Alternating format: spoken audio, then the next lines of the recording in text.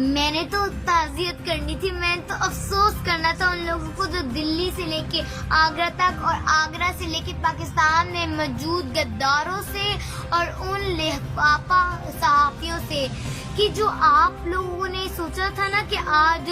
باجوہ تو گیا، باجوہ آیا اور 3 سال کے لیے آیا، تو یہ جو آپ لوگوں نے، اور 6 ماہ کے لیے بھی نہیں، 3 سال کے لیے، تو آپ لوگ اپنا نا 3 سال کے لیے نا انتظار کریں۔